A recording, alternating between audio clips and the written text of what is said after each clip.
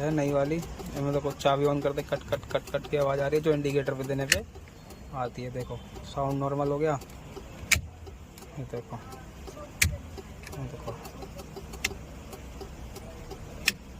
बहुत ज़ोर ज़ोर से आवाज़ आ रही है।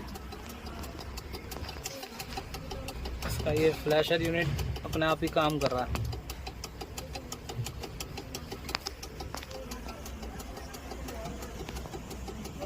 हम इस पर काम करेंगे इसके ऊपर।